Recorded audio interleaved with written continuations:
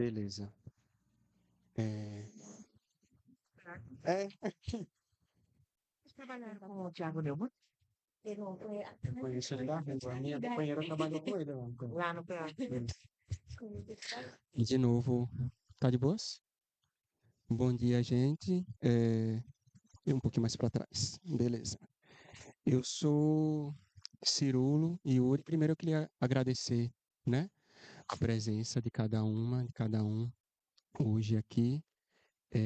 Agradecer o convite da equipe do Flagras para me jogar nessa cilada de mediar uma roda de conversa. Mas vamos lá. Eu gosto dos desafios. Não vou me apresentar não agora, eu vou apresentar as convidadas primeiro. E aí depois, se vocês ficarem curiosos para saber quem é esse cidadão que está aqui mediando essa roda, a gente segue. Já está curiosa, né? Então tá, bora. É, Eu sou Yuri Cirulo. Por um tempo eu fui só Yuri, depois de um tempo eu fui Yuri. Depois de outro tempo eu me tornei Cirulo. E esse Cirulo foi um resgate ancestral, né? Um nome que o meu avô materno me chamava e que eu não sei de onde veio nem porquê. Quando eu decidi resgatar esse nome, ele já não estava mais entre a gente fisicamente, isso. É, e aí, quando eu estava mais ativo no rolê da pichação, da rua, eu precisava escolher um nome que fosse rápido, né? E que não fosse o meu de registro. E primeiro veio Outro Coisa, mas Outro Coisa era muito complicado de fazer, assim, né? Então, é, era. Aí, uma vez fazendo um desenho em casa, veio a lembrança do Cirulo, eu gostei ali, lembrei, isso aqui pode ir para ali. E tem sido assim. É, por enquanto, eu acho que é isso que eu sou hoje, tá? É, e aí, a primeira convidada que eu vou apresentar é Germana Araújo. Ela é professora do curso de graduação em design da UFES, formada em desenho industrial pela UFPB e tem doutorado em cultura e sociedade pela UFBA e é pós-doutora em artes visuais pela Unicamp.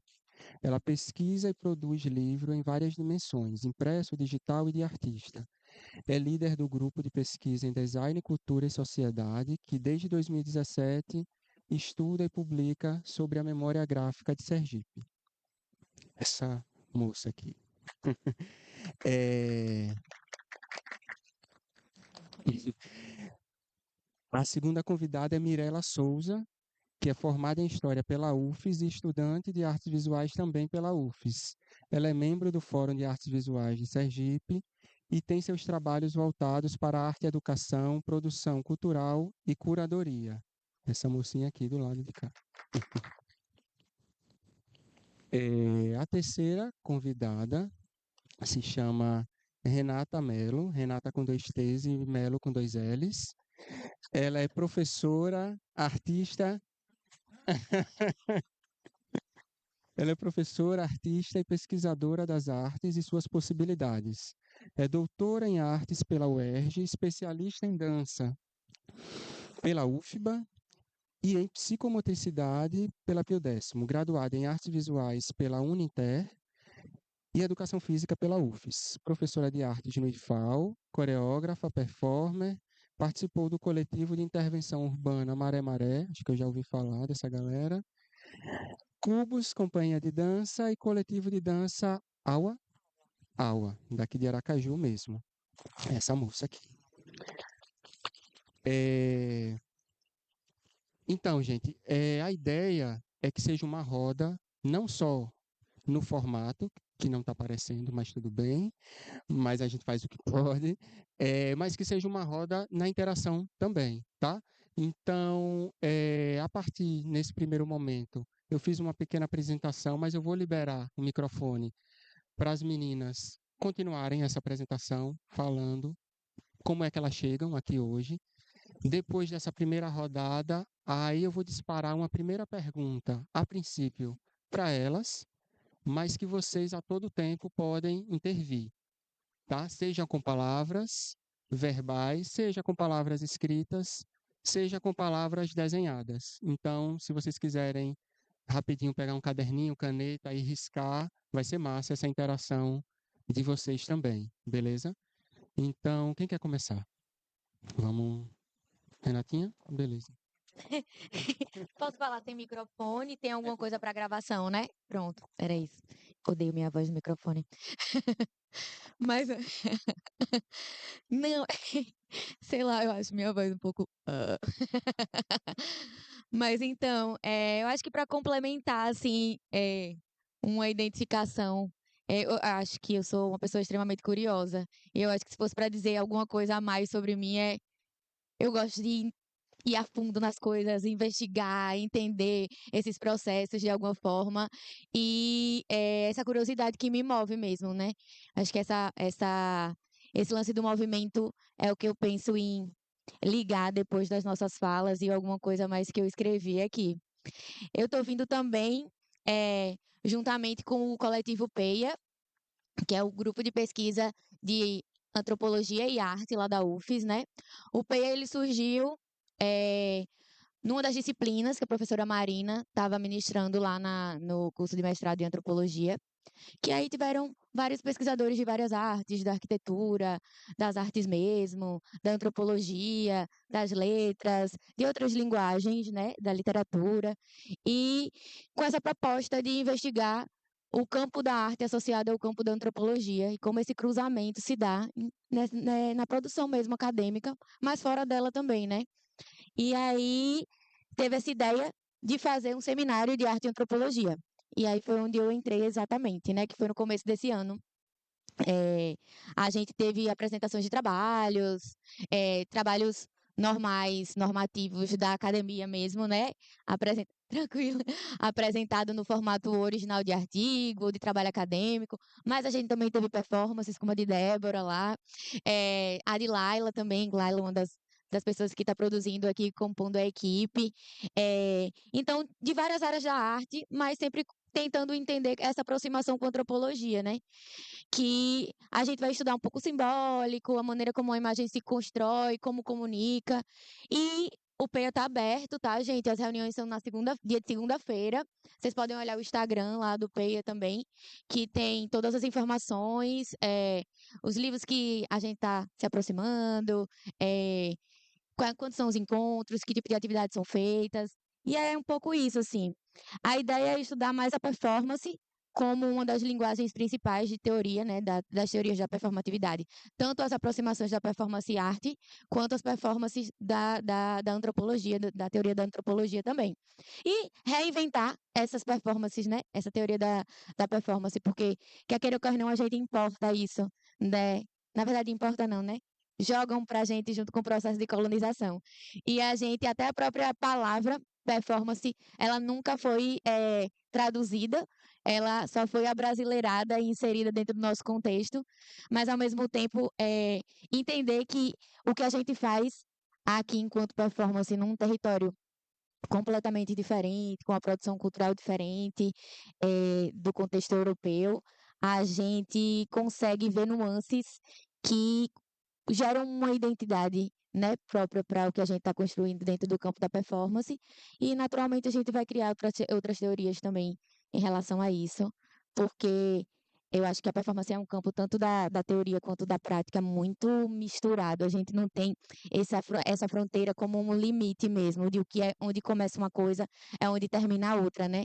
Acho que outra palavra que eu vou deixar aí também, além de movimento, é a palavra fronteira, que eu acho que a gente vai conseguir mediar todas as áreas que a gente vai conectar aqui durante essa conversa. Acho que de início é isso. Deixa eu passar para as meninas.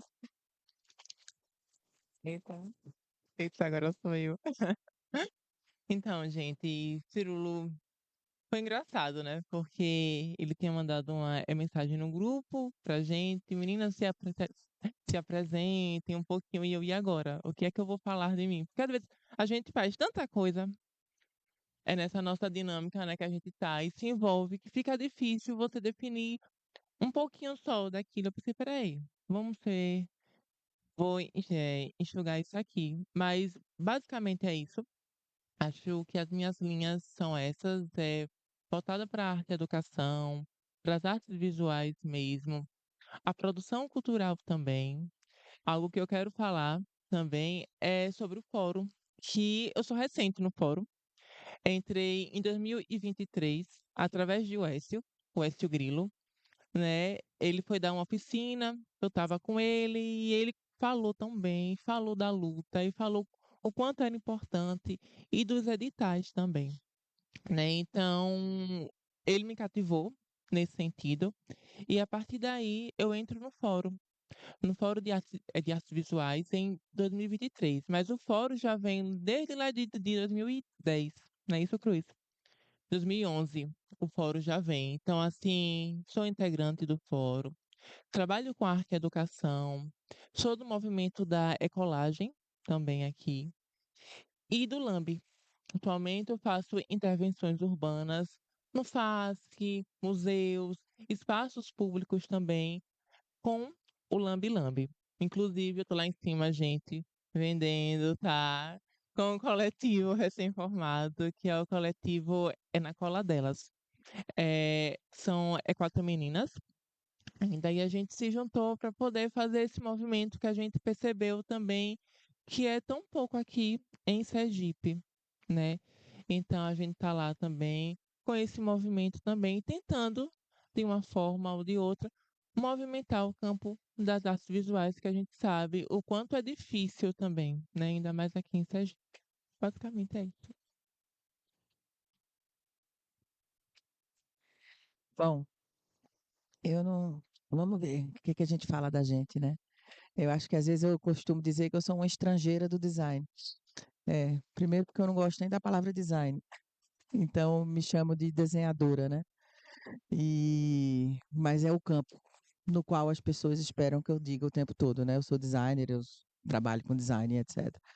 Então eu digo que eu sou estrangeira porque eu estou sempre ligada a grupos ou a pessoas ou atividades que inserem a arte, né, como fundamento ou como fundamental para a minha prática e a minha maneira de pensar, né? A arte visual, a arte da escrita, a arte da dança. Eu estava contando a Renatinha que quando eu deixei a Unicamp fiz uma performance e eu não sou de performance, né? Eu sou até tímida para fazer essas coisas, mas resolvi fazer porque eu disse, eu preciso deixar esse grupo, né, de uma maneira que eles entendam que eu passei de fato por aqui, né? Enfim, e aí eu acho que às vezes eu me sinto muito deslocada, é nesse sentido, né? O estrangeiro seria mais deslocada. Quando eu estou nos eventos específicos de design ou quando eu estou junto dos grupos específicos do meu campo, as pessoas me enxergam muito dessa forma, né? Eh, eu sei que é um campo que nasce atrelado à indústria, né? Mas, pelo amor de Deus, né? Estamos em 2021, num outro processo eh, de aprendizado, de entender como gerar conhecimento, enfim. Eu acho que é isso. Vamos ver como seriam as perguntas, né? Eu também sou líder de um grupo de pesquisa que chama Design, Cultura e Sociedade. A gente tem um site que é designcultura.com e também quem tiver curiosidade de entender o que a gente está produzindo ou o que a gente, né, sejam bem-vindos também, né, a somar, né, com a gente na produção das pesquisas.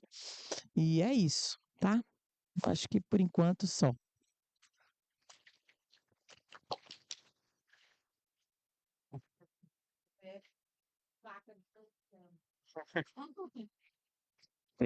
Muito bom. Eu queria só, né, no meio, fazer uma intervenção para agradecer e referenciar a presença de Cruz, né, que está aqui, artista visual, né, que está sempre presente nas atividades e é bom sempre a gente fazer esse movimento de olhar para trás, quem, né, tá lá desde antes da gente e segue continuando, firmando e dando força para a gente seguir, né? Isso é Sankofa na prática, né? Não só no discurso. Então, valeu, meu velho. Inclusive, o microfone também está à disposição. É, o título dessa roda aqui é Eu Gravo, Tu Flagras, Eles Fariam. Cândidos Panoramas das Artes Gráficas em Sergipe. E tem algumas perguntas para serem disparadas, né? E aí a primeira que eu vou soltar aqui, bombinha para vocês, é a seguinte: de que maneira a dita história oficial das artes gráficas no Brasil contribuiu, porventura ainda contribui, para invisibilizar trajetórias de artistas e produções de regiões periféricas, tais como Sergipe? E como a trajetória de Cândido Aragonês de Faria nos ajuda a compreender tais processos de invisibilização e circulação das artes gráficas, né? Eh, Antes da gente ir para as respostas, né? Eu queria pedir para a Germana falar um pouquinho quem é esse cidadão Cândido Aragonês. Pode ser? É, eu queria primeiro dizer como eu cheguei a ele, né? Eu sou paraibana, eu estou em Aracaju desde 2003 e recebi um convite para participar da Academia de Letras de Aracaju, que para mim foi uma coisa estranhíssima, porque eu não sou essa pessoa das formalidades, não me considero essa pessoa autora, né, escritora que estaria, né, dentro desse lugar. Então eu disse, não, o que que eu estou fazendo? O que que eu vou fazer lá, né? E aí alguém me convenceu dizendo que a academia, né, Cruz, que é meu confreiro, né? Essas palavras são ótimas. Confrade, que a academia iria reunir pessoas ligadas às artes, de todas, né, música, teatro, enfim, e que não teria essa formalidade, que a gente teria ações junto com as escolas. Então eu comecei a me sentir mais, né, aproximada da possibilidade e aceitei, né? Somos fundadores, né, na realidade. Então eu tive a chance de escolher meu número e tive que escolher um patrono. Aí eu disse, pronto, me lasquei. Qual patrono eu vou escolher, né? Que já não foi escolhido, que teria que ser das artes visuais. Eu não iria nunca escolher alguém das letras, e sim, eu queria das visualidades. E aí eu conversando com um amigo disse assim, olha, Antônio Barreto, ele morreu em 12, né? Acho que em 2010, no final de 90, 98, ele foi a uma exposição em São Paulo e viu que existia um cartazista de cinema de Sergipe, que era o Cândido Aragonês.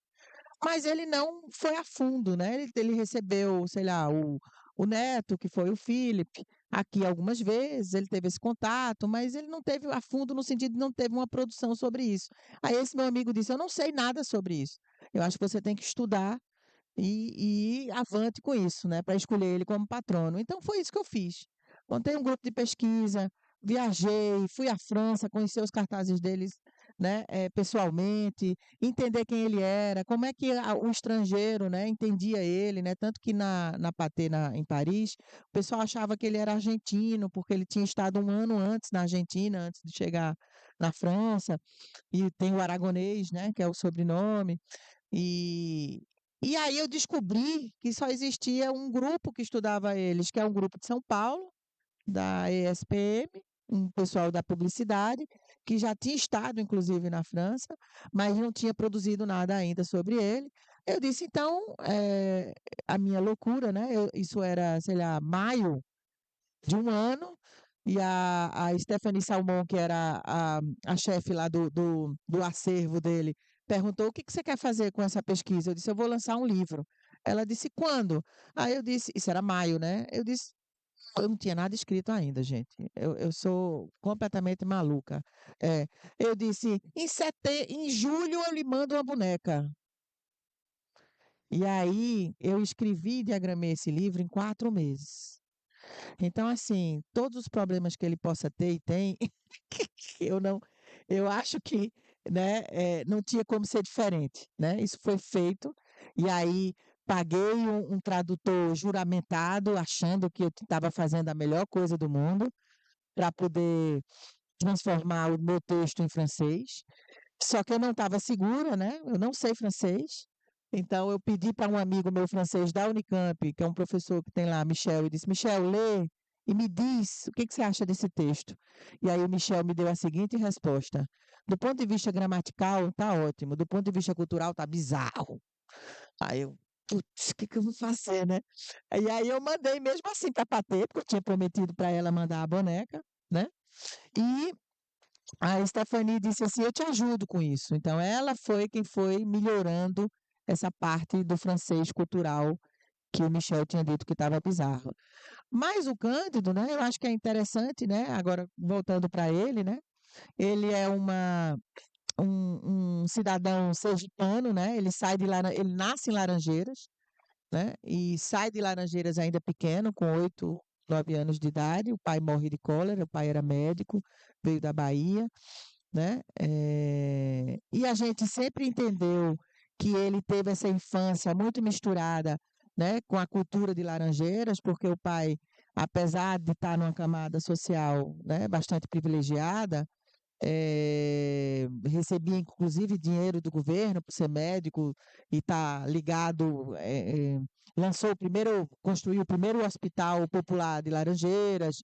O pai eh, eh, batizou os filhos na igreja dos pretos, né? Então a gente interpretou isso como se o Cândido fosse essa criança que tivesse, né, nesse entorno cultural bastante interessante. E aí, quando ele vai quando o pai morre, a mãe se muda com os filhos, né, inclusive com ele, para o Rio de Janeiro. E no Rio de Janeiro ele vai estudar na Academia Imperial de Belas Artes. Né? A Academia Imperial de Belas Artes, ela tinha 2 tipos de curso de artes, né? E um deles era as artes aplicadas. Então, pela característica do Cândido, né? Por mais que o neto dele tenha dito que ele também pintava quadros, mas ninguém nunca viu esses quadros do Cândido, né? Ninguém teve nenhuma prova concreta sobre isso. O que ele fazia era um desenho acadêmico, né, para a publicidade. Né? E aí ele se destaca quando ele começa, né? Ele começa a participar de revistas ilustradas em 1869, mas com desenho ainda considerado muito amador. Em 1870 ele começa a ser reconhecido como um grande ilustrador. Os ilustradores dos nossos jornais e revistas eram todos europeus, o Fleus e o Augustine, né? Vinham Itália, Alemanha, Portugal, todos eles eram europeus e tinha essa figura, né, do Cândido que trabalhava com eles, né? E aí ele começou assinando não como faria, depois ele termina assumindo isso como assinatura. Vai para o Rio Grande do Sul, trabalha no Rio Grande do Sul há algum tempo. Depois ele vai, no final do século XIX, no final de 70, ele vai para a Argentina. Ele insere na Argentina a litogravura colorida nos jornais. Ele é a primeira pessoa que faz esse trabalho no jornal argentino, né? Então, ele também entra nesse processo disruptivo dentro da Argentina. E ele, depois da Argentina, ele conhece uma pessoa que convence ele, né? Aí a França, que diz: a França é o lugar onde as artes estão fervendo e é onde você vai ganhar dinheiro, né? Quando ele entra na França, ele vai para Montpellier, vai fazer um ateliê, né? Tem gente que adora dizer que ele era amigo de Lautrec. Não, Lautrec estava para, né? Para Faria, né? Porque eles tinham ateliês próximos, né? Enfim. Mas uma coisa que eu acho que é interessante é que o desenho dele acadêmico se apropriou, né, de elementos da cultura francesa local de uma maneira muito literal, né? Porque o desenho acadêmico é isso. E a publicidade, isso foi muito importante, isso era muito importante, né?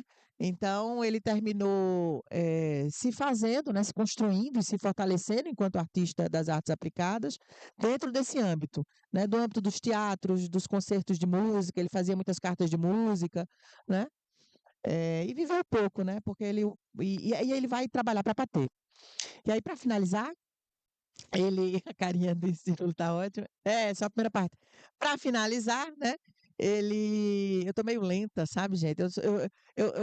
Eu sou bem agitada, mas perto da Renatinha, eu acho que eu sou lenta. É, E eu disse, gente, a Renatinha conversando comigo, dizendo assim, encontrei uma pessoa mais agitada que eu, que ótimo, eu vou tentar ficar lenta, né? O Túlio, viu, Renatinha, diz que eu sou hiperativa. É,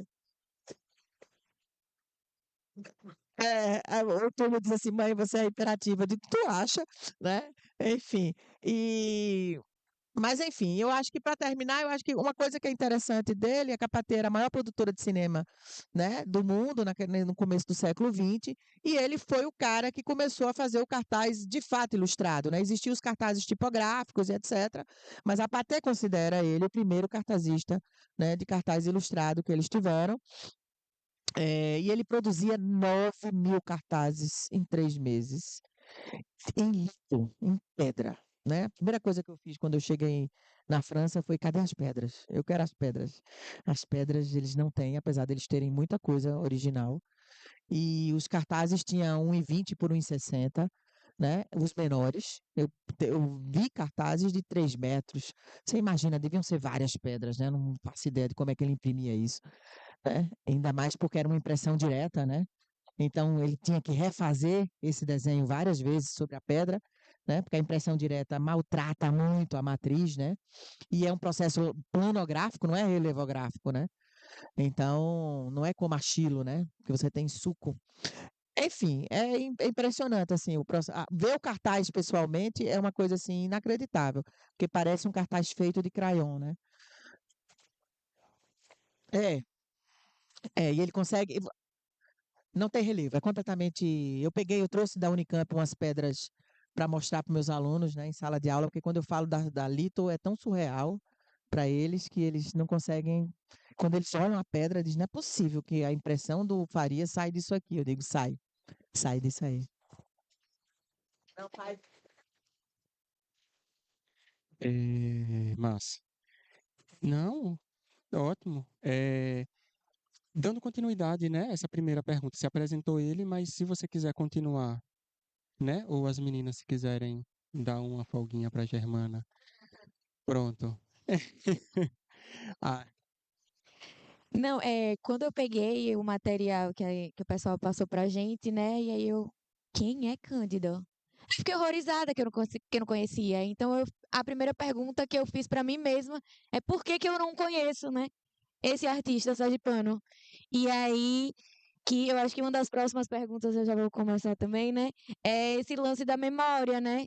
É, e ontem foi o dia da sergipanidade, né? Então, acho que repensar essa trajetória das pessoas que produzem e que são daqui, né? Esse lance da identidade da gente estar buscando se entender quem a gente é.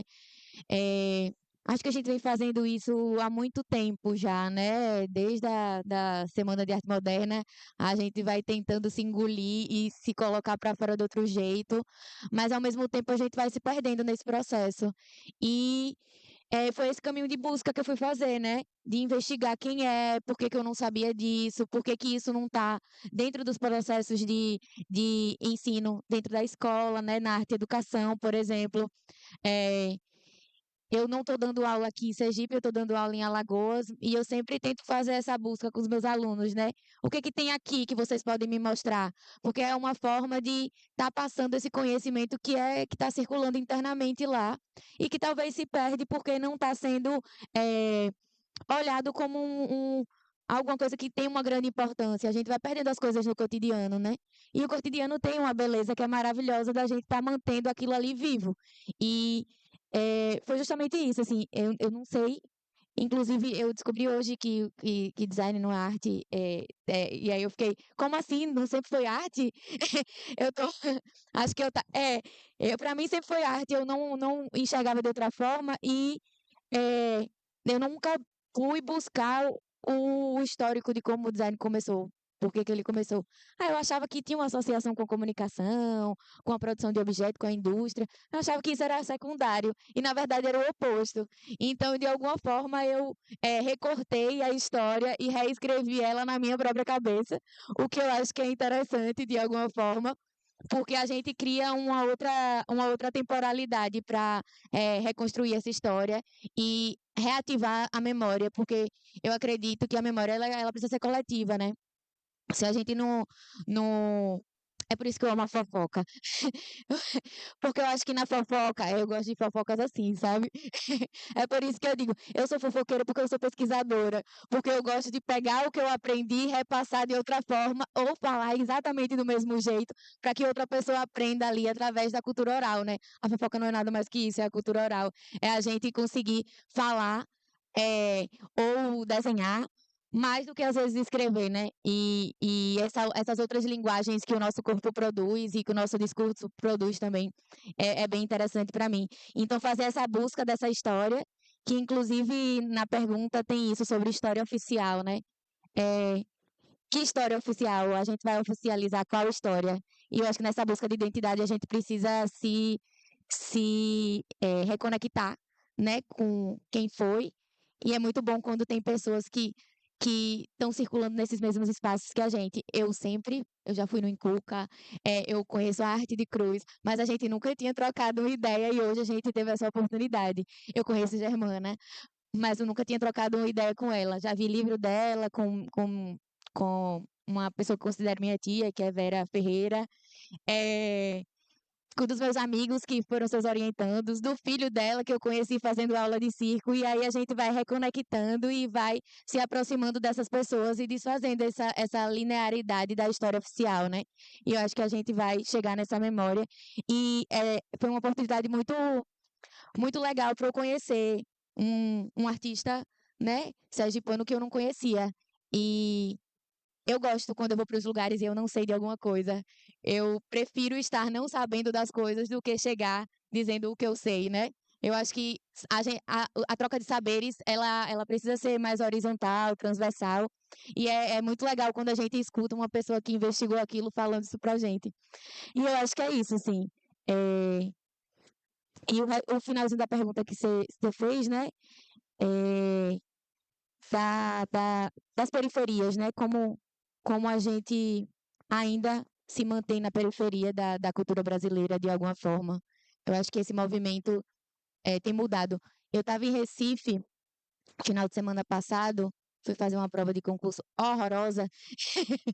E aí eu estava sozinha, fui assistir o Grupo Corpo e cheguei na fila, comecei a trocar ideia com uma pessoa que estava na minha frente, que era um músico recifense que eu não conheço. E ele se apresentou e foi mais uma forma de eu conhecer outro tipo de cultura. E a pergunta que a esposa dele fez para mim, como é a arte em Sergipe? E nesse momento, ai, eu fiquei emocionada agora. Eu sou chorona, tá, gente? Meu olho deu uma brilhada, assim, que foi muito importante dizer que a gente está num momento de efervescência tão grande e que eu poderia passar horas ali falando sobre a arte sergipana naquele momento. Então, eu fiquei feliz da pergunta. Eu não tive muita oportunidade de contar muitas coisas, mas ao mesmo tempo, só aquela brecha já me fez pensar que a gente não está tão na margem quanto a gente pensa que a gente está. E aí eu vou voltar para a sergipanidade. Eu acho que é justamente esse lugar da gente se reconectar com a gente e a gente se perceber que a gente não está à margem. E voltar para o que eu falei da fronteira. É, que a fronteira não é um lugar que se fecha, quem fala isso é Davi Cavalcante, que é outro artista sergipano, que fronteira não é limite, né? Fronteira é troca, fronteira é abertura. E eu acho que esse lugar da margem também é a gente descentralizar e recentralizar e fazer vários outros centros. E eu acho que a gente está nesse movimento. Eu reconectei tudo, falei todas as palavras. Isso. Valeu. É. Complementar. Queria complementar. Renata falou algo bem interessante que foi sobre Faria, né? Já tinha conhecido Faria através do livro de Germana, que foi lá no museu, que foi quando eu entrei no museu, da gente sergipana, no ano de 2019, e estava tendo a exposição sobre Cândido. E eu achei aquelas imagens lindas, eu peguei o livro e fui ler. E quando eu estava lendo lá em um espaço, Germana chegou bem na hora. Eu lembro como hoje, ela chegou bem na hora. Eu falei do livro e tudo mais, e eu tenho esse livro, obrigada. E assim, foi um susto. Tipo, é perceber que a gente tem um ilustrador que saiu daqui, que fez carreira fora, e tão pouco falado, tão pouco conhecido também. aqui. Então, assim, isso parte de mim, porque nem eu conhecia, você também não. Então, assim, o quanto se faz necessário, né? Eu vou pro lado da educação, porque eu acho que é importante. Eu acho que a palavra é essa. É educar, é levar, não levar a arte, né? Mas assim, tem um ensino de arte também, né? E se estudar também artistas sergipanos, que é o que menos se faz aqui em Sergipe, sabe? E aí a gente vai para a arte e para a cultura também. Eu também sou professora e eu percebo que eles resistem muito quando é a sergipanidade, vamos falar sobre cultura. Então, assim, sempre se quer trabalhar sobre o que está fora, mas não sobre o que está aqui. Então, assim, você chegar numa sala de aula e propor, tá, cultura, vamos trabalhar o rezado. Mas o que é isso? Os alunos se olham e se perguntam o que é isso, porque eles não são educados. E a própria escola também, a diretoria, eles têm uma dificuldade muito grande de abrir espaço para isso. Parafusos, bora fazer um grafite, usar os parafusos. Então, assim, quando eu dei aula de artes, eu percebia uma grande resistência mesmo, a galera, sabe, assim, de abrir espaço para isso. Aí você falou também outra coisa, Renata, que eu achei interessante, é que a gente não está tão à margem assim, né? Que está tendo esse movimento agora, né? E também eu acho que é devido aos editais, né? Que estão vindo aí, que já vieram também. Então, assim, a galera está se mobilizando. Aham. A galera está se mobilizando para se fazer presente mesmo. Independente disso também, tem as iniciativas independentes, que a galera, com ou sem verba, tá ali, sabe? E aí, quando a gente vai para a periferia, eu não gosto muito de usar essa palavra. Eu dou aula lá no Santa Maria também. Na verdade, eu fico naquela, de qual palavra usar? Periferia ou a própria comunidade? E assim, lá não chega tanto, sabe assim, para eles lá mesmo. Então, tudo que você propõe, tudo que você leva, eles. E é sempre tudo novidade, sabe?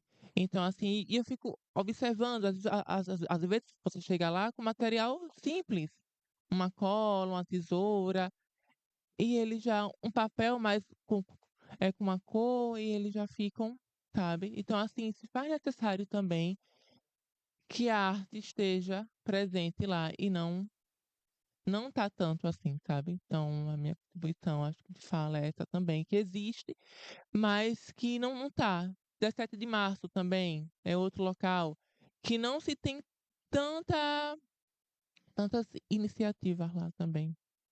E lá, e eles gostam muito, sabe? As crianças, principalmente, gostam bastante. Então, eu não vejo isso lá também, sabe? Eu acho que é um apelo também que pra gente, quando se faça tais projetos, que leve também para lá. Porque é uma comunidade que precisa e que querem muito e que tem sede disso, sabe? É, só complementando assim, três coisas e tentando responder a tua pergunta, né? Quando eu falei que tem um grupo que estuda o Faria, que está em São Paulo, mas estuda especificamente a passagem dele pela França. E exclui quem é o Faria, de onde ele veio, a origem dele, né? Então, eles publicaram um livro depois do meu. Então, o nosso livro é o primeiro livro sobre o Faria publicado no mundo, né? Tanto que a França levou a gente para lá, para falar com o pessoal da Sorbonne, etc., né? E quando eles publicaram, eles referenciam o nosso, mas eles não colocam o Faria no lugar de origem, né? Tanto faz de onde ele veio. O importante é que é um brasileiro que fez fama na França fazendo cartaz de cinema, né? É assim que eles entendem. Então tem essa coisa, né, da gente estar na periferia, né? Por quê? Um outro exemplo interessante é que a gente tem uma Bíblia feita por um professor da USP, que é a linha do design gráfico brasileiro, né? Uma Bíblia onde ele acha que pegou tudo que se passou no país. E tem ilustrações do Faria com a seguinte legenda: autor desconhecido. E aí você se pergunta, será quando eu fiz esse livro, né, que está circulando, eu disse assim, eu quero que Rafael Cardoso faça o prefácio. Rafael Cardoso é um pesquisador das artes visuais e do design, é o cara que tem os livros sobre a história do design que eu mais gosto, e é um cara extremamente crítico. Ele estava na Alemanha pesquisando artes gráficas e etc. na época. Eu não conheço ele pessoalmente, mas mandei um e-mailzinho e disse: olha, estou fazendo um livro sobre Faria, tal, gostaria de seu prefácio. Ele foi super educado, me respondeu da seguinte forma: ó, eu estou ocupado, não sei se eu vou ter tempo, mas mande, né? Isso já era, sei lá, julho, eu disse em setembro eu mando a boneca para você, digital para você olhar. E quando ele recebeu a boneca, ele disse: eu faço. E me entregou em 2 dias. É um prefácio meio genérico, mas é um prefácio de Rafael Cardoso, que para minha área é muito importante, né? É estratégico para que isso circule em determinados lugares, né? E aí, tem uma frase que ele fala no prefácio dele, que os meus alunos dizem, ele está alfinetando o Chico Homem de Melo, que é o autor da Bíblia, que ele diz assim, o Cândido de Faria devia ser, mais ou menos isso, o artista, né, gráfico, o artista visual, né, que todos que se dizem pesquisadores da área no Brasil devia saber quem é e escrever sobre. E não colocar uma legenda autor desconhecido. Né? Se ele está alfinetando o outro, eu não sei. Porque esses caras adoram se alfinetar, né? Mas eu acho ótimo, porque é sobre isso, né? E aí, por exemplo, na nossa pesquisa de memória gráfica, né, a gente produz e leva para a sala de aula.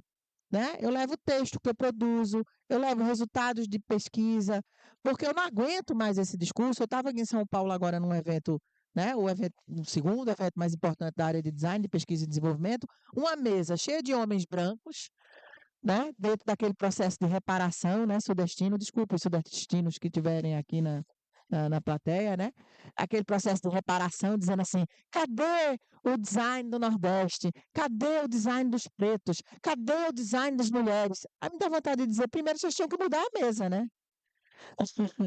Para ter a capacidade de discutir alguma coisa, tem que mudar, vocês tinham que estar fora daí, né? Então é sobre isso, né? Se a gente não muda, por exemplo, eu tenho um esforço incrível de trazer para a sala de aula autores mulheres, autoras negros, porque é isso que eu quero. Eu não quero mais que eles entendam como literatura oficial só aquilo que está na bibliografia, né? Nas referências básicas, consideradas básicas, né? Em determinadas disciplinas. Né? E que isso termina sendo um espelho do que acontece nos grandes cursos de design que estão no Sudeste, infelizmente. Porque, tirando a ESD, que é de 1963, que foi o primeiro curso de desenho industrial de nível superior no Brasil, todos os outros cursos foram do Nordeste. A UFPE é de 72, o meu curso é de 74, Maranhão é de 76, né? Ou seja, claro que foram instalados dentro de uma política desgraçada, né, de desenvolvimento, achando que isso ia potencializar de alguma forma a indústria, né? Não para uma produção criativa, mas para uma produção de cópia, né, do que outros lugares estavam fazendo. Mas as pessoas se reinventaram, porque, por exemplo, em Campina Grande, da onde eu vim, quando os professores chegaram em Campina Grande, eles se depararam com processos, né, culturais que eles nunca tinham visto, e eles se entregaram ao local, né, de estudar o local, que é uma coisa que eu faço aqui em Sergipe. Eu não sou sergipana, mas eu me entreguei a Sergipe. Né? Então, eu estudo a memória gráfica de Sergipe por isso, né? De entender o que é que se produzia, quando chegou o maquinário, que tipo de tecnologia. Eu fui para as artes na Unicamp porque eu não conseguia reconhecer os processos de impressão encavográficos de metal, de entender quais eram os aspectos de cada processo desse. Eu precisava saber disso, porque a minha formação não tinha. Né? Então, é sobre isso, sabe? Eu acho que a gente consegue sair dessa beira, né? A gente teve, você falou do projeto aí que vocês fizeram parte, que trouxe um designer de São Paulo chamado Kiko Farcas. Vocês estavam lá nessa época, não? Não, desse projeto aí da geografia, não é isso? Não. Tem um projeto da geografia na UFES, o PEAC. Você estava lá. Eles trouxeram o tal do Kiko Farcas, né? Que é um cara que começou a ADG, um cara de São Paulo que, né, que veio de uma camada extremamente privilegiada do design, dos discursos que se repetem, né? Que ecoa e que as pessoas ficam tentando estar na frente do eco, né, para ver se absorve e repete isso, né? É engraçado. E aí eu me lembro que, já que ele estava aqui, eu disse, vamos fazer uma palestra para o pessoal de design, né? Não tem dinheiro para nada, como é que eu vou trazer um caba desse? Já que ele está aqui, vamos escutar o caba. E aí é terrível, porque a gente tem uma luta danada com o aluno, né, sobre isso, sobre entender que essas questões de impressos, da história do design, não está só em Minas, no Rio e em São Paulo, está aqui também, né? E aí vem um caba desse, e aí um aluno pergunta, quando você precisa de referências, você olha para onde? Aí ele, para Nova York, obviamente. São Paulo é uma bolha, né? Se ele vai olhar para outro lugar, ele vai para Nova York. Ah, tá, e por que aí um outro aluno, por que você não lê nada do que. E você sabe o que sobre o design do Nordeste? Ele, nada, porque eu só sei sobre aquilo que é produzido. Ou seja, né, nós somos improdutivos, né? Aí fica um silêncio no auditório, né? Eu digo, filha da puta, né? Aí peguei um bocado de livro assim, feito, né? Ele disse assim: olha, a gente produziu esse, a gente produziu esse, a gente produziu esse, né? E, enfim, é sobre isso, né? Essas pessoas não estão preocupadas com a gente é que tem que estar preocupado com a gente. Então, a gente é que tem que levar, né? Então, eu tenho feito um esforço, filha da mãe, né? Sei lá, escrito pra caramba, né? Sei lá, até 15 a 20 artigos por ano sobre a memória gráfica e espalhado isso, né? Então, é muito bom chegar num ambiente desse de São Paulo e ser reconhecida como uma pessoa que está ali nessa frente, né? De tentar eh, não desconsiderar, mas talvez mudar essa narrativa, né?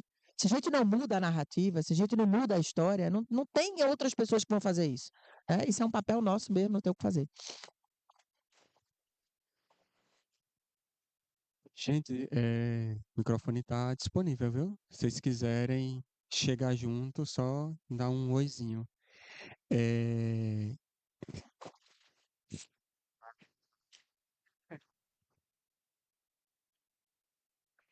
Posso falar daqui mesmo?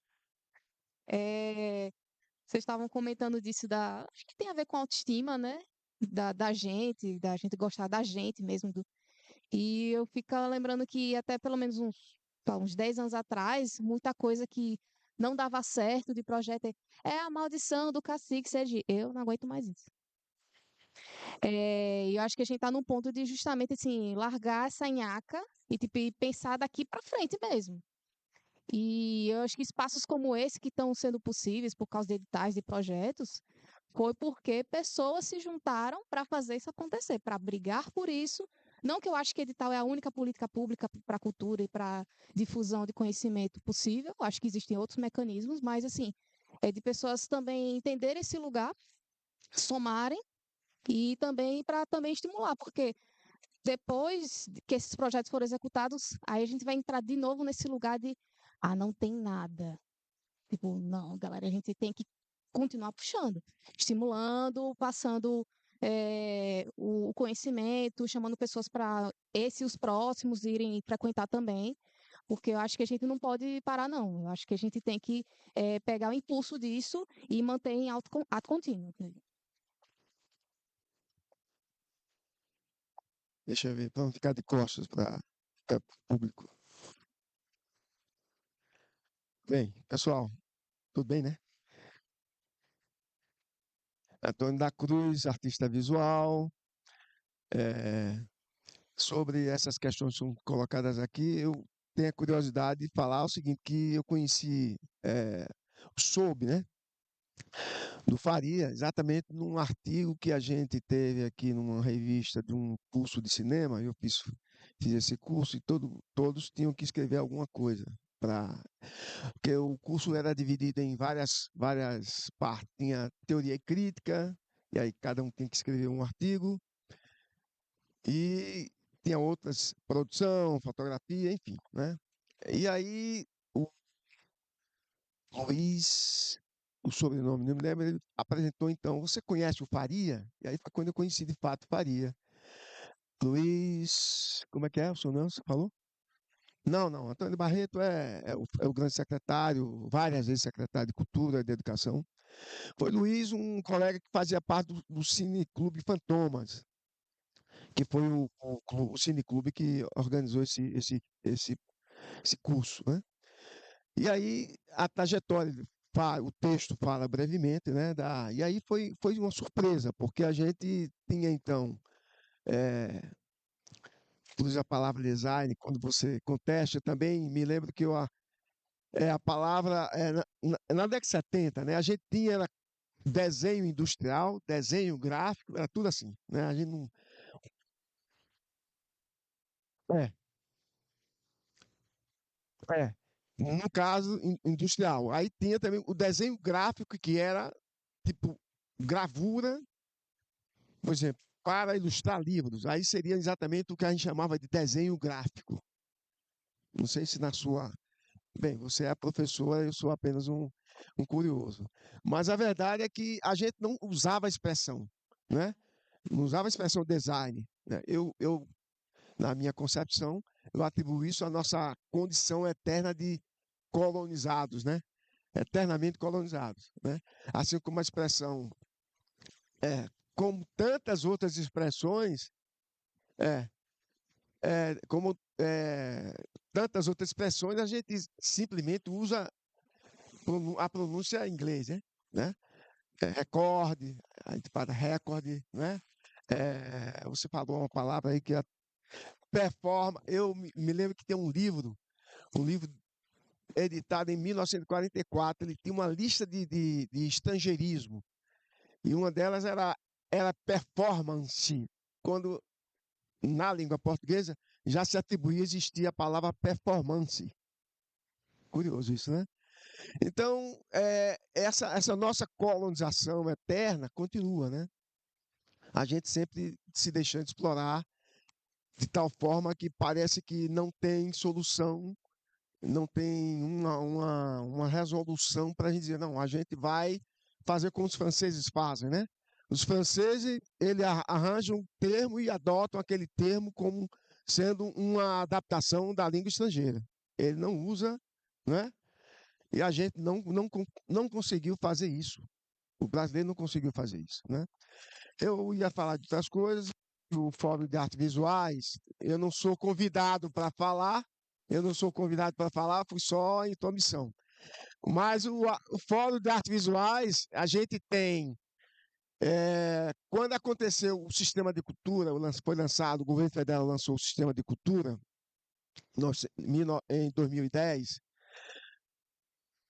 a partir daquele ano, os artistas começaram a organizar os fóruns. Então, o pessoal do Fórum de Teatro, foi criado o Fórum de Literatura, e a gente de artes visuais não tinha criado. Me lembro que o pessoal do cinema me chamou para ajudar na criação do fórum deles. E aí, por conta da minha experiência no movimento sindical, disse, Cruz, vem cá dar uma força para a gente, então, elaborar o regimento interno. E aí eu sugeri um regimento bem anarquista, né? Onde não tinha a figura do presidente, era tudo horizontal, enfim.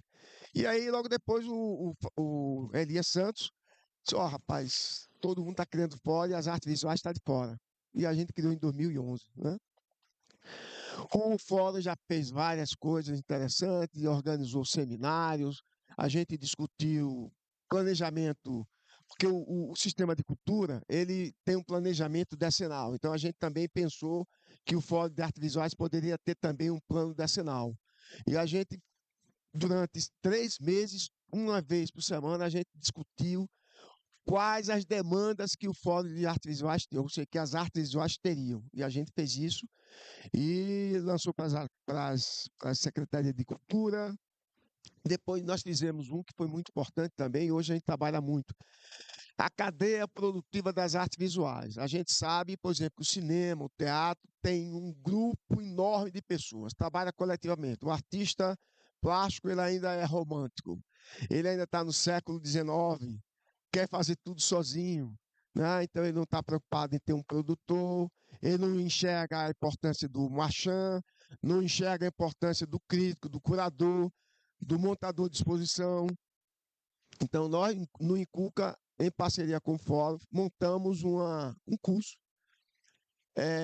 de curadoria com ênfase na cadeia produtiva dos artes visuais, e a gente quer repetir este ano, que é muito importante, é uma carência muito grande, e aí a gente aprende a elaborar o projeto. Tem um conteúdo muito interessante, que o conteúdo é o artista como expositor, a cadeia produtiva das artes visuais e os valores da obra de arte.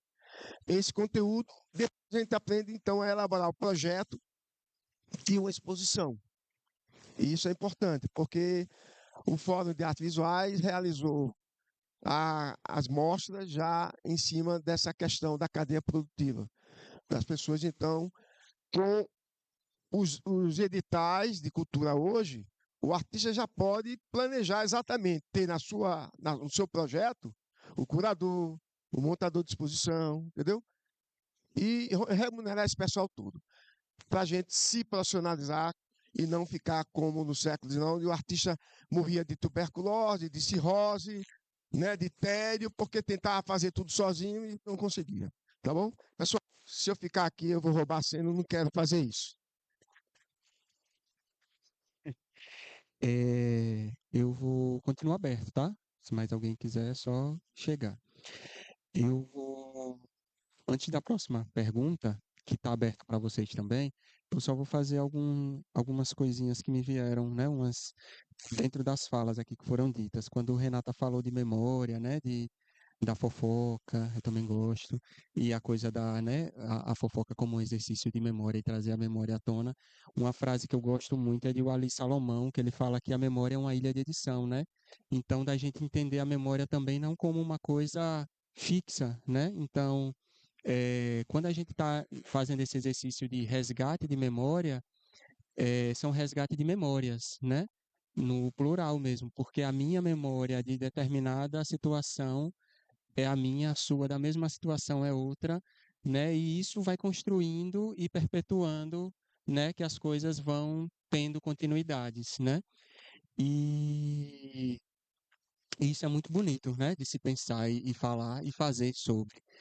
Outra coisa sobre as margens, né? Eu já me incomodei muito, né? Com as margens, com as periferias, mas eu fui aprendendo a entender esse espaço de estar à margem como um espaço de potência, potencializador mesmo. E aí eu faço referência a outro artista também, que é Elliot Sica, né? O Seja Marginal, Seja Herói, né? Então, que a gente possa fazer com que as margens se encontrem e se transbordem, né? A gente esqueceu o que eles dizem que é o centro. Vamos se conectar com as outras margens aqui, ver o que é que a gente tem para somar e, se eles quiserem, eles que venham para cá agora, né? A gente é, é isso. É, Espalha, né? Isso é legal. Desculpe. Né? Eu acho que margem e fronteira estão coisas, né? Podem ser interpretadas como irmãs, análogas, né? Alguma coisa nesse sentido. Então, eu acho que quando a Renatinha fala assim, descobrir que design não é arte, é porque essa é uma concepção que as pessoas, de uma maneira geral, formadas em design, têm, né? Porque se eu estou ali para dar resposta ao mercado, é muito simples de responder isso, né? É o mercado que me dá a informação para o meu trabalho, né? Por isso que o designer acha que ele não pode ser um artista, porque o artista evoca de si mesmo, né? Você falou uma coisa que eu adorei, até anotei assim, a gente se engole e se vomita o tempo todo, né? E é isso, né? Se a gente for entender aquele esquema de comunicação clássico, né, que você tem a mensagem, o emissor, o receptor, que isso não existe, né? A gente na condição de uma atividade artística, a gente é emissor e receptor ao mesmo tempo, concomitante, né? Então é como o Parisson diz, assim, quando a gente vê um pedaço de pedra e sabe quem vai esculpir, a gente já sabe como que isso vai parecer, né? Porque existe uma poética ali, né? Então é isso, acho que a gente precisa borrar, né? O borrar torna as coisas menos precisas, menos definidas. E por que serve a quem definir que design não é arte ou é arte? Serve a quem? Né? Eu sempre pergunto isso.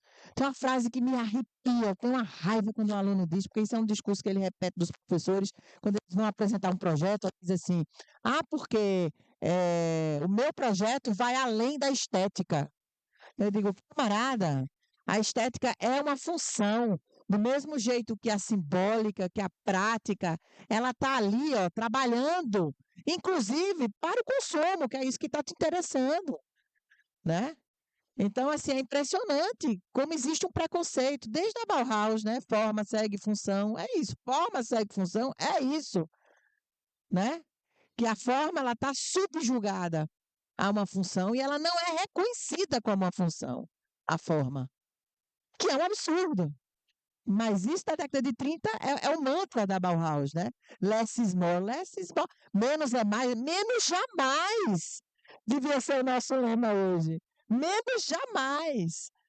Porque eles precisavam estabelecer uma nova ordem de gosto na sociedade, que é sair daquele objeto que é completamente rebuscado do artesão para um objeto possível naquele momento da indústria, que era completamente liso, limpo, poroso, sem características do local, sem características humanas de quem estava esculpindo aquilo, porque era máquina, né? Então, menos jamais. E forma não segue função.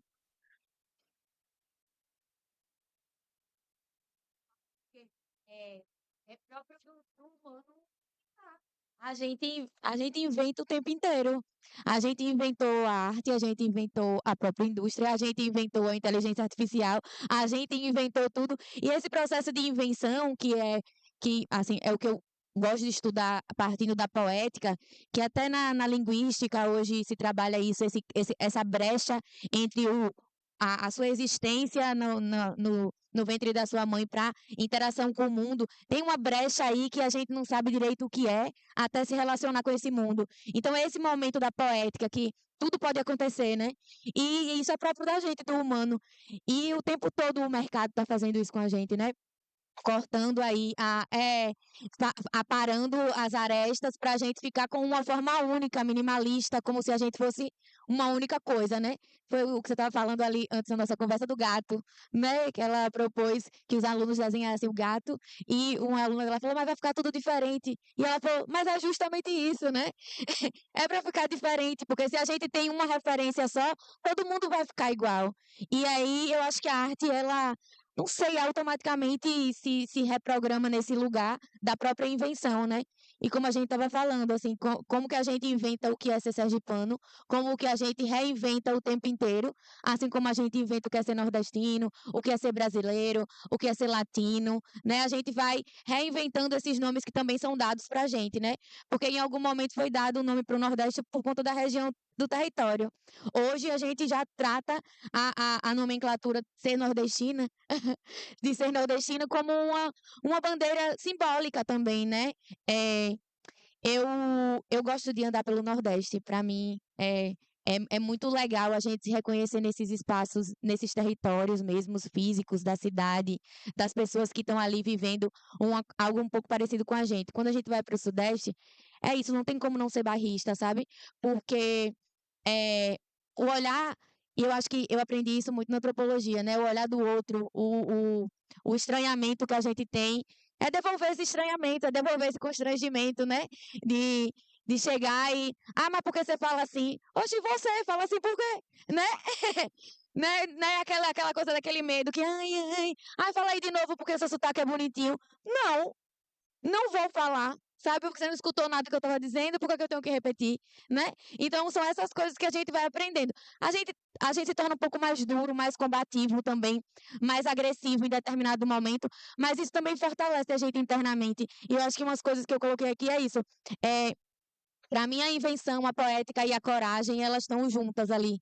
É uma fronteira de palavras que a gente pode misturar e recriar outras palavras que elas estão de mão dadas, assim, para a gente seguir nesse processo de se entender, assim. E essa invisibilidade, que foi uma das coisas da pergunta, ela ser retirada dessas palavras, esse primeiro in, e ser o in ser in do interno, né? Da gente reconfigurar isso, assim. Eu acho que é isso. Se deixar, eu vou ficar aqui. Quer falar? Falar rápido.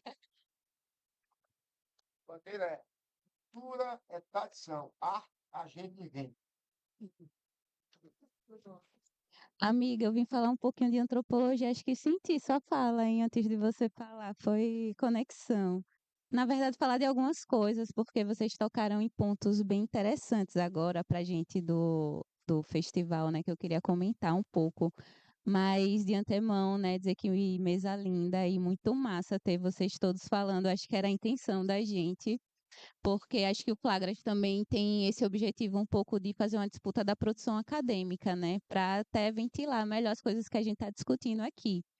Mas quando a gente escreve o projeto lá em 2023 e dá o nome de Flagras, acho que a gente não tinha noção do que a gente estava propondo, na verdade, né? Porque quando a gente chegar agora em 2025 e está articulando com o Cirulo toda a curadoria do festival, e a gente começa a solidificar melhor nossas propostas, a gente percebe. Então, o que é, afinal de contas, artes gráficas, né? Que é isso que a gente está chamando de artes gráficas. Acho que a gente compartilhou bastante dessas angústias assim com o Cirulo, mas mais sério ainda, eu acho que é propor o título da última letra, né? O Sergipanas, o que é propor uma identidade, né? Acho que é um lugar muito escorregadio a gente fazer generalizações e falar de coisas sergipanas, coisas brasileiras, mas que é estratégico também, acho que em certa medida, a gente fazer algumas dessas disputas. E nesse sentido, acho que o Sergipanas aqui a gente acabou entendendo enquanto um lugar de multiplicidade, que é um pouco disso que vocês estão falando, né? E estavam falando também das margens e tudo mais. Eu acho que eu carrego um pouco da performance, da antropologia da performance, em disputar também o não lugar, o lugar da suspensão, né? Do ruído. Acho que é justamente também nesses lugares onde tem muita criatividade, muita criação gráfica. E aí eu queria pegar também um gancho de uma fala que Jéssica fez, acho que ela já saiu, que ela citou o Cacique Serigi, né? Que é outra figura que graficamente é reificado diversas vezes. A gente, na antropologia, tem a Beatriz Góes Dantas, né, que escreveu aí um artigo analisando o uso da imagem do Cacique Serigi, em diversos, tanto pelo Estado, né, como ainda pela coroa, depois pelo Estado e no Estado mais moderno. E é uma figura sempre muito reificada, né, às vezes incorporada pelo Estado para fazer uma referência à união do desenvolvimento com a tradição, aquele balão do Porvir lá. Eu acho também interessante notar e trazer para aqui que é outra figura também que é importante a gente fazer uma disputa, assim, gráfica também, e trazer um pouco de uma discussão que a gente está fazendo lá na antropologia em relação ao Cacique Serigi, e justamente a essa história da maldição, né? Será se existiu mesmo a maldição do Cacique Serigi? Será se ele realmente proferiu essas palavras, né, será se ele amaldiçoou a terra? E um pouco na investigação da Semana de Antropologia que a gente está agora para fazer a identidade visual, a gente descobriu alguns indícios e na fabulação crítica de historiadores, mas também algumas outras coisas que na verdade falam que o Cacique Serigi falou a seguinte palavra, né? Essa terra não terá dono. Então, será se essa maldição, se existe uma maldição, será se Cacique Serigi jogou para a gente ou para os colonizadores, né? Se essa terra não dá bons frutos, como é que a gente explica a terra dando bons frutos em abundância para tantos povos tradicionais que vivem da terra também, para tantos artistas que se inspiram da terra, né? Então, a gente tem começado a perceber indícios de uma disputa narrativa dessa maldição de Serigi, que na verdade ele abençoa a terra, é uma bendição, né? Se ele joga essa maldição para expulsar os colonizadores e na verdade bem dizer a gente que mora aqui, né? E tudo mais, acho que é interessante a gente ver tanto essa narrativa do Cacique Serigi, como também esses exercícios, como os exercícios contracoloniais. Eu acho que esse era o grande ponto de toda essa fala aqui, dizer que o Flagras e vocês estão amadurecendo essa ideia dessa proposta que a gente traz no título, mas na curadoria. E que é isso mesmo, gente. Era essas pontuações que eu queria fazer.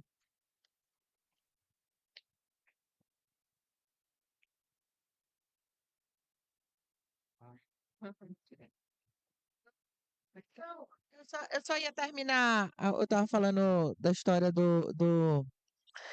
da relação, né, do design com a arte gráfica. E aí tem uma leitura que eu acho muito gostosa, que é a do Flusser, um livro que ele fez antes de morrer, em 2014, que chama A Teoria do Gesto, né? E dentro desse livro ele fala do gesto da escrita, do gesto de vários âmbitos, mas eu gosto muito da parte quando ele fala do gesto criativo, né? Então ele diz uma coisa assim, o verdadeiro criativo, né, tem ódio do mundo. E eu acho tão bonitinha essa frase, porque ele está dizendo para mim, depois ele vai explicando ali, né, que é, é, a gente está sempre subjugado à matéria, né? A gente dobra o papel daquela forma porque a gente sabe que o papel vai dar certo. Eu dou uma pincelada de uma maneira porque eu sei que a tinta sobre aquele suporte, daquela forma que eu estou fazendo, vai dar certo. A gente escreve, né, de uma certa maneira, a gente se aventura, né, porque eu sei que vai dar certo. Então, eu acho que estar subjugado à matéria, e ele diz assim, o criativo, né, para ele se sentir surpreso com o resultado, e ele aprender durante o processo, né, porque isso é uma coisa que a juventude hoje também não tem mais apego, né, é entender que o processo está ali para ensinar, para haver troca, para haver, né, o se engolir e o vomitar o tempo todo, né? Porque está sempre só preocupado com o resultado, né? Então, eu acho que isso é o que eu tenho mais que quebrar dentro do meu campo do conhecimento, sabe? Do design. É entender junto, dentro de sala de aula, que se não houver processo, não tem aprendizado, né? Então, quando um designer vem para mim e me mostra alguma coisa e diz assim, professora, o que que você achou da marca? Eu não consigo dizer nada, porque eu não sei qual foi o processo, eu não sei qual foi o ponto de partida, eu não sei o que foi que ele tocou e atravessou ele para que ele possa responder daquela forma, né? Então, eu acho que para mim isso é complexo. Mas, só para terminar, a gente falando em inglês, em design, não sei o quê, nesse cordelzinho que foi uma atividade voluntária com meus alunos, cada um escreveu uma estrofe. Escrever cordel é difícil pra caramba, né? E aí a Isabel Nascimento foi corrigindo, dentro das possibilidades dela. Eu tenho uma aluna que fez uma crítica sobre o inglês, né? E aí ela colocou assim: te convido a travecar com o seu vocabulário. No dialeto latino, o inglês virou mercenário. Colonizou língua tão bela, budget é bagatela, acuece é o numerário. Né? Eu acho muito bonitinho, né? Ela tentando fazer essa crítica, né, com a palavra design.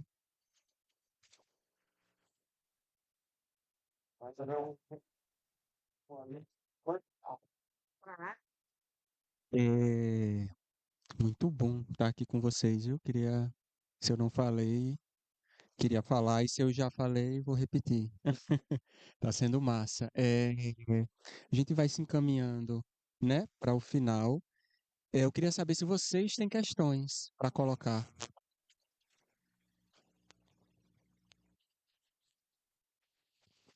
Obrigado, obrigado. Bom dia, gente. Germana. É, dentre toda essa parte aí que vocês falaram, uma me chama muito a atenção, que é a questão da sergipanidade. É um tema do qual eu sou entusiasta, Germana sabe, né?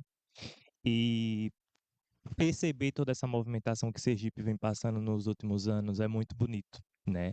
É muito bonito ver um evento como esse, que eu acho que é um passo, né, que vai gerar para uma galera novinha agora que vai olhar assim eu tenho referências aqui dentro, né? E perceber que é um movimento de grandiosidade mesmo de produção em Sergipe. As artes em Sergipe tá cada vez mais viva. Sempre esteve viva, mas há um processo identitário de formação do povo brasileiro de buscar fora tudo aquilo que a gente precisa para se formar enquanto povo, né? E aí, quando vocês entram no tema da sergipanidade do Cacique Serigi, eu sou a prova viva de que é bendição mesmo, né? Quando eu comecei o meu perfil, onde eu falo de história de Sergipe, O primeiro vídeo que eu lancei com menos de 100 seguidores foi sobre o Cacique Serigi. E o vídeo bombou, assim, com mais de 10 mil visualizações para alguém que não tinha nem 100 seguidores. Então, é benção, né? E é muito doido porque a sergipanidade vem de um processo da própria formação de Sergipe, né? Enquanto esse território independente, duas datas que se confundiam, 8 de julho e 24, e que graças a, acho que desde o governo Deda, né, a gente celebra o Dia da Sergipanidade e não a independência de Sergipe como se fazia antes, né? O 8 de julho hoje é para celebrar a nossa independência como povo, né? E o 24 é essa identidade que eu penso sempre que identidade ela é dinâmica, ela não é constante, tem uma constância, mas tá o tempo todo ali se transformando, sabe? Não tá cravado, não tá encaixotado. E eu percebo isso dentro quando você me apresentou, Germana, as questões sobre as artes gráficas em Sergipe. Quem são as mãos que produziram, né, essas artes gráficas? Aquele artigo que você me apresentou com aquelas fotos mexeu muito comigo. Crianças negras trabalhando, produzindo muita coisa que ia para os jornais, que iam para as paredes, né, da cidade. E quais são os nomes, né? Quais são as referências que vão para o público?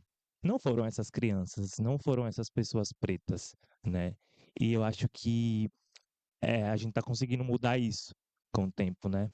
E ver um evento desse é muito lindo, de verdade. Eu sou de outra área aqui, mas estou aqui porque eu sou abiúdo, sou curioso. Só isso. Pode falar.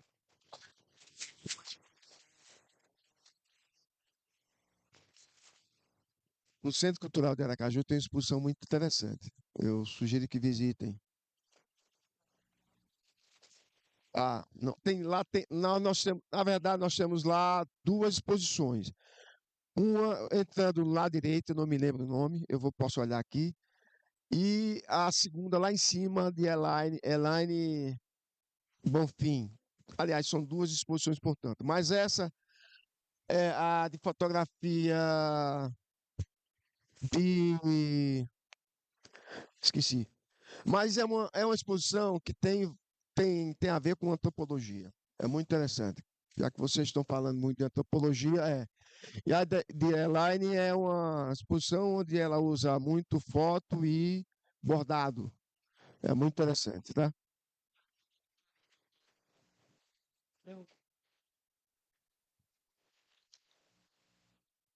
Eu achei bem interessante a sua fala sobre a sergipanidade, porque me lembrou que há uns 15 dias atrás eu encontrei um colega meu de curso.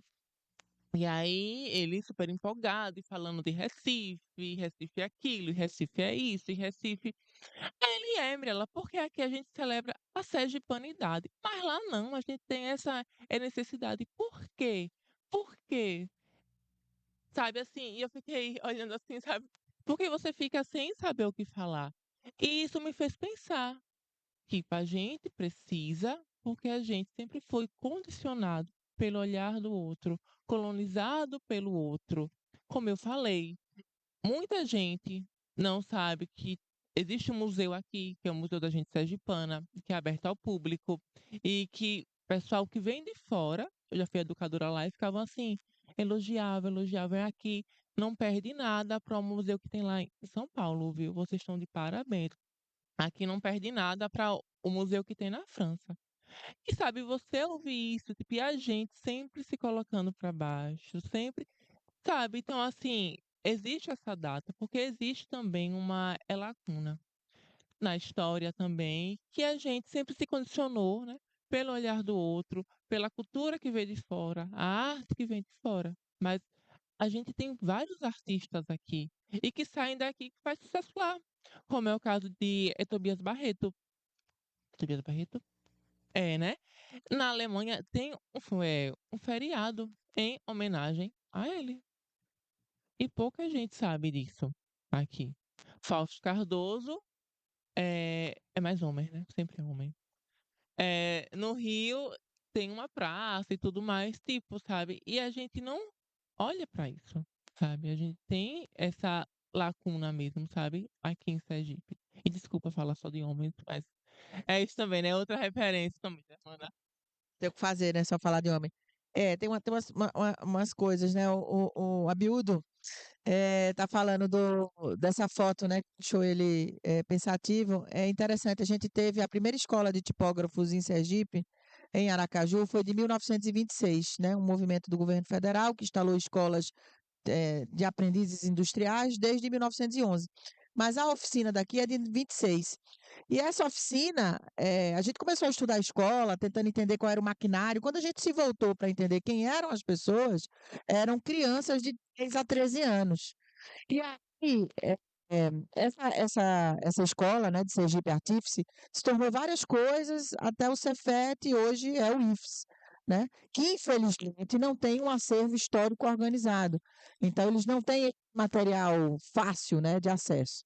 Mas eu consegui com eles algumas fotos dos alunos. E tem uma foto especificamente que com os braços para trás, né, tentando pegar uma maçã que está agarrada num fio, eles sem camisa, todas as crianças negras. Não, a foto é assim, arrepiante. E todos os militares assim em cima, observando e se divertindo, né? Com a cena, né, da criança. Aí você pode até dizer, mas nessa época a criançada estava mesmo envolvida com o trabalho, diferentemente do que a gente, né, estabelece e entende, né, como deve ser hoje. Mas mesmo assim é chocante, sabe? Não deixa de ser. E esse é um trabalho infernal, porque o nome, como o próprio Rafael Cardoso diz, num país de desigualdade, quem mela as mãos de tinta não aparece, né? Então, saber quem eram os tipógrafos, quem eram os ilustradores, quem estava ali, né, nos bastidores para que aquele impresso de fato fosse às ruas, tem sido um trabalho infernal de catar nome que aparece aqui, depois aparece 10 anos depois aparece em outro, sabe? Mas a gente tem tentado. A gente está, assim, super focado nesse processo, né? De entender quem são essas pessoas, tá? Enfim,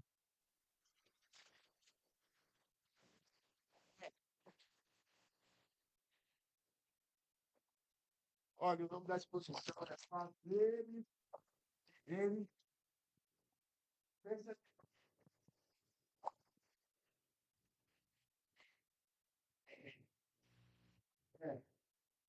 essa que você fala.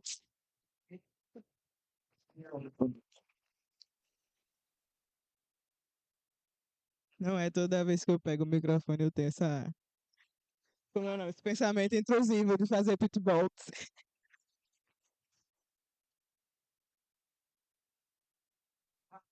Então, eh, vou conversar um pouco com Mirella, né, que ela trouxe uma inquietação do amigo dela, que me atravessa também.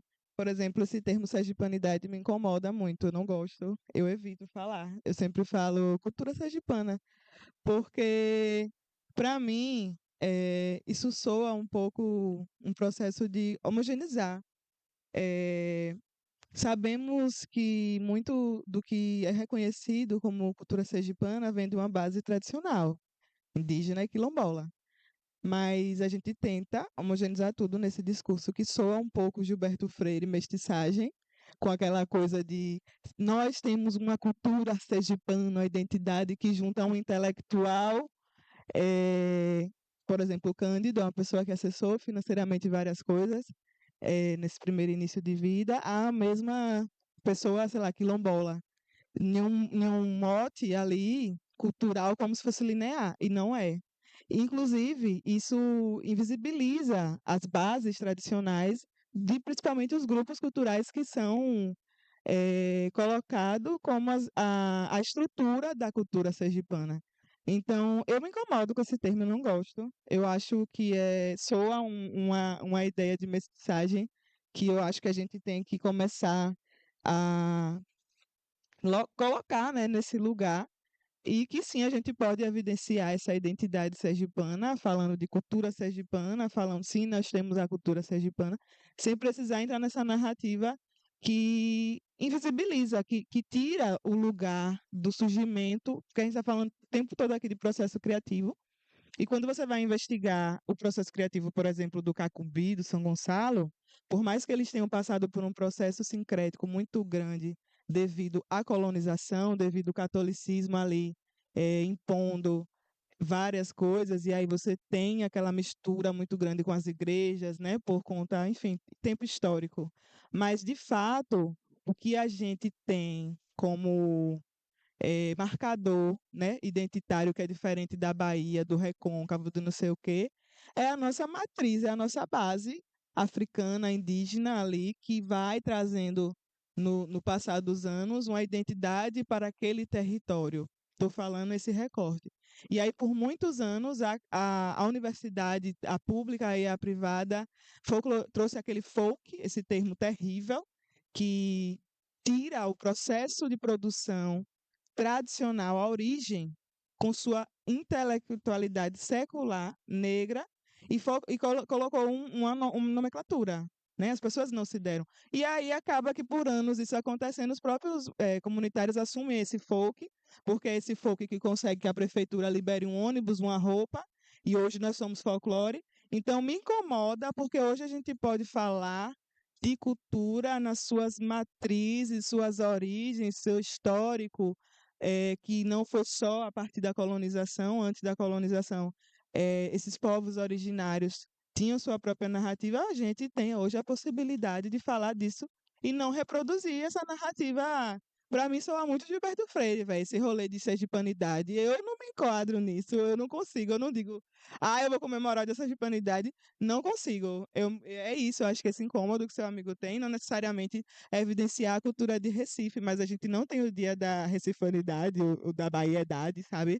Então, eu acho que a gente conseguir falar de circuito, conseguir falar de matrizes tradicionais, intelectualidades outras que não estejam dentro dessas duas bases, que sejam, sim, o Cândido, eu fiquei fascinada. Eu fui na exposição do museu, aquela tipografia do cinema, eu fiquei horas lá, não queria sair dali. E é incrível saber que tivemos também esses intelectuais, mas não colocar em um lugar linear de identidade construída, forjada, porque não se precisa criar um outro termo para falar de uma cultura que a gente sabe de onde vem, quem acessou o quê, quem não acessou. E hoje a gente está podendo falar das comunidades tradicionais, inclusive trazer eles para falar, não como o ideal, ainda assim às margens, mas a gente está tendo um processo de política pública que está permitindo, por exemplo, esses tipos de discussão, de fomento. Os professores que estão aqui estão trabalhando isso muito bem. E aí, para mim, é isso. Eu tento, quando eu estou podendo falar em algum lugar, eu não falo de sergipanidade. Isso, para mim, é. Eu tenho essa sensação. Posso estar até falando errado, mas é a minha sensação que é muito lá Gilberto Freire, sabe? Eu consigo falar de cultura. Quando eu falo de São Gonçalo, Nadi da Mussuca, eu não falo que eles são folclore nem sergipanidade. Eu falo, olha, quando eu estou trazendo a cultura para cá, eu estou trazendo os grupos culturais, não são nem grupos folclóricos, nem cultura popular, os grupos culturais tradicionais. Então já se tem mudança de terminologia, porque a galera do folk produziu muita coisa.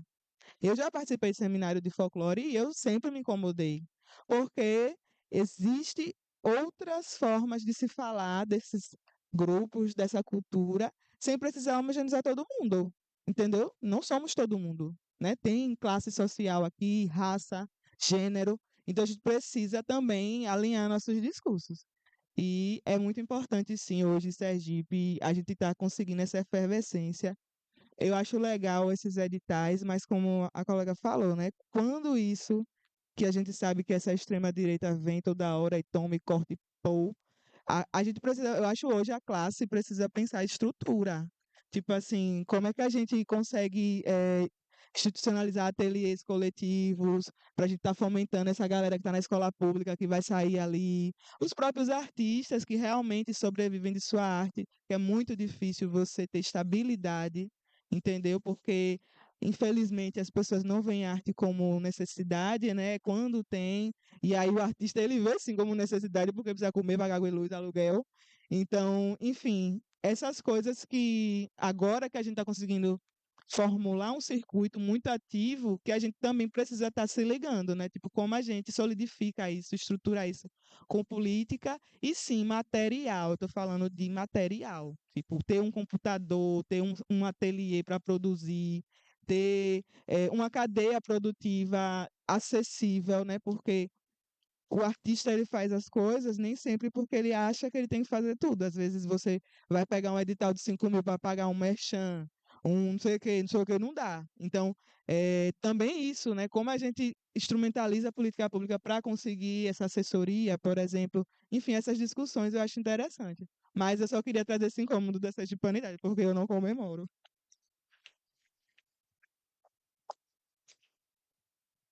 Pode já passar daí?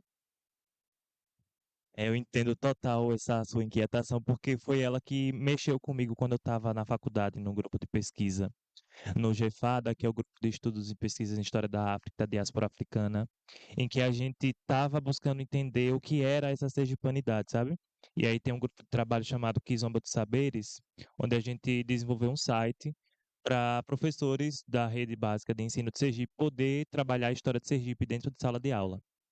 E aí eu falei com a professora Mariana Brax, eu disse, Mariana, eu estou com uma ideia da gente traduzir essa pesquisa, que é acadêmica e forma escrita, para vídeo.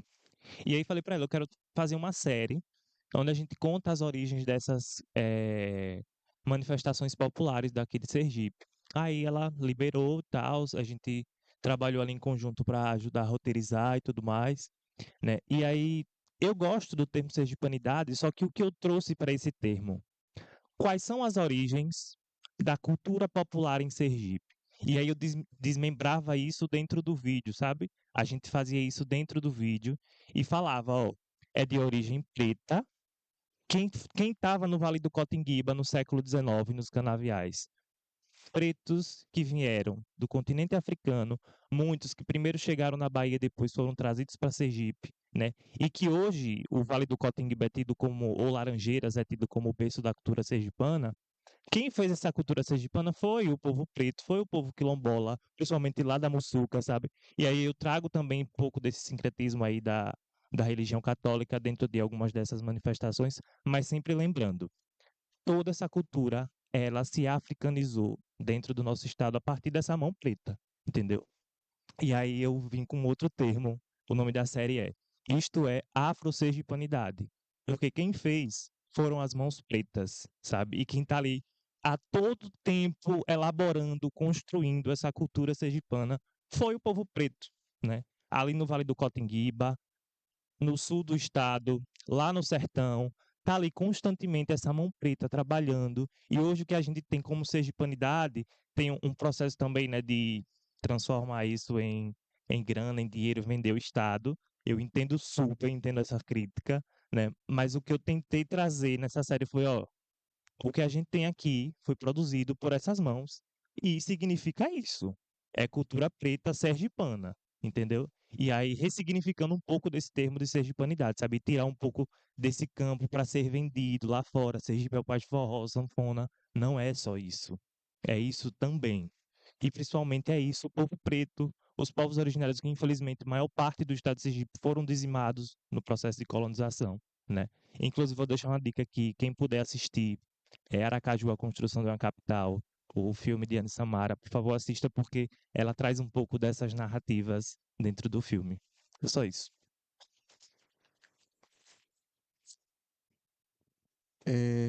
Larissa, é muito bom sempre lhe ouvir. Você é certeira sempre, parece até que é filha de Oxóssi. É, a gente vai se encaminhando aqui para o final, né, dessa roda. Queria agradecer, né, mais uma vez ao convite para estar aqui, a vocês, né, à disposição para trocar e as meninas também, né? Então, vamos para essa última. Ah, rapidinho. Tá rolando a feirinha lá em cima, né? A programação vai continuar até 10 da noite. Tem feirinha lá em cima. Vai ter outra roda de conversa à tarde, aqui também. Shows a partir das 6, das 18. Vão ter alguns shows. Vai ter Decidão, Centaura, DJ Tensa Vai ter VJ também, vai ter Oduma. É isso. Massa. Muita coisa. Circulando lá em cima, vocês vão saber do que eu esqueci de falar. Então, eu vou passar aqui para as meninas fazerem essa fala final. É... gente, eu queria agradecer mesmo. Eu passei a semana toda extremamente ansiosa, porque eu fiquei. Por que eu aceitei esse convite, né? Eu não sou designer, o que é que eu vou falar, gente? É, eu fiquei realmente pensando assim, mas ao mesmo tempo, estar nesses lugares que me colocam em conflito com o que eu acho que eu sei e o que eu não sei, me proporcionam trilhar novos caminhos mesmo, né? Quando a gente escuta as pessoas, quando a gente intercala o que a gente pensa, o que a gente escolhe dizer com o que a gente está ouvindo, a gente sempre vai renovando e ressignificando esses lugares dentro da gente mesmo. Então, eu queria agradecer ao festival por, não sei, ter passado na cabeça de alguém que poderia me chamar para falar um pouquinho, assim, e de conhecer outras pessoas também, né, que estão em outros espaços, que a gente, às vezes, parece que circula no mesmo lugar, mas a gente não tá se vendo, ou tá ali inconscientemente, né, se cruzando, e é muito legal a gente se conhecer, assim, dessa forma, num ambiente que proporciona diálogo, né, que confronta nossas informações com novas informações e vamos seguindo por esses outros caminhos mesmo. Muito obrigada, é sempre bom partilhar os espaços com Yuri, para mim, meu amigo. Germana, que conheci hoje. Mirella, que conheci hoje também. Depois quero falar com vocês sobre o fórum, que eu me interessei muito em entrar nesses espaços, e sobre o grupo de pesquisa. Não sei que tempo que eu vou achar para fazer isso tudo, mas eu vou. Mas é isso, muito obrigada mesmo. Ai, gente. Assim que nem Renata, agradeço também o convite e foi tenso também pra mim, viu? Se pra você, eu fiquei, gente, e pior de tudo é que a semana foi tão corrida que eu não tive nem tempo nem de ficar ansiosa. Eu tô ansiosa hoje, eu vim ficar ansiosa hoje porque eu não tive esse tempo de criar expectativa e nem de ficar ansiosa. Mas agradeço o convite e esse convite foi meio assim, porque chegou o convite, Cruz, não, outra pessoa. Aí eu tá, o S Tabata. Pra mim, aí vai pra US Tabata. Não, Mirella. Gente, não era esse. Não era esse o rolê. Mas enfim, agradeço, entendeu? E se chegou até a gente o convite, é porque a gente tem competência pra isso. Então, eu sempre penso isso agora. Se chegou algo pra mim, é porque eu tenho competência pra isso. Então, eu é que não vou ser contra. Então, né? Então agradeço a produção também, tá incrível. O festival também. Mas a gente sabe, né, que é devido a um edital. E se não tivesse edital e se não tiver dinheiro, não vai rolar. Acontece. Então, eu acho que é isso que Larissa falou também, né? É instrumentalizar, né? Como é que a gente pode se movimentar para que isso seja duradouro também e que não seja apenas uma onda, como já aconteceu lá nos anos 90, né, Cruz? Cruz é que sabe essa história, que teve esse boom também, né? Muita coisa acontecendo, muita coisa, e depois baixa, entendeu? Então, é isso. Bom, eu também super agradeço. Quando eu comecei a ver o Flagras no Instagram, e eu, meu Deus, eu não tô nisso, eu quero estar nisso. Quando eu vou chegar, quando vai chegar a minha vez, né? Um evento maravilhoso, super organizado. Vocês articularam coisas assim impressionantes de pessoas e, né, oficinas, falas, feira, várias instâncias, assim, é grandioso. Já estou querendo saber sobre o próximo, né, para poder, sei lá, participar mais, assim, super parabenizo, estou super honrada de estar aqui, né, e eu acho, assim, eu finalizo minha fala quando eu faço parte do Maternidade Real, né, do grupo, aquilo eu acho que eu comentei com você, né, e eu acho que eu tive a palestra da Fontel, que é uma pesquisadora indígena, e ela colocou uma coisa assim que eu achei muito interessante. Eu disse, nossa, eu vou trazer isso para o meu coração, né? Que eventos como esse, né? Como Maternidade Real, como Flagras, não são eventos de resistência. E ela coloca assim, resistência na fala dela, né? É estar preparado para receber, né, as pancadas e etc, né? E resistir, estar ali, né? E ela diz assim: nós somos rebeldes, porque a rebeldia transforma. Isso aqui transforma, né? As falas, a feira, né? Cria referências, como o Lucas disse, né? Então, eu acho que eventos como esse transformam. Então, está muito mais dentro desse lugar da rebeldia do que de um processo de resistência, né? Então, eu sou rebelde e eu agradeço demais estar nesse movimento de rebeldia. Tá bom? Obrigada. Cirilo, rapidinho, fazer só uma divulgação. Gente, no dia 20 de novembro vai acontecer a abertura da exposição Relocações Visuais, né, que eu estou na produção, Kelly também ali, com a curadoria de Larissa também. Então a gente convida todos vocês para estarem com a gente dentro do Museu Histórico com uma exposição somente de colagem. De sair um pouco da pintura, né? E foi só para colagem. Então a gente convida vocês. A exposição ela vai ficar de 20 de novembro até 5 de janeiro de 2026. Então sejam todos convidados. No Museu Histórico em São Cristóvão, em frente à Praça São Francisco. Valeu, gente. Eu acho que por hoje é só. Por agora é só.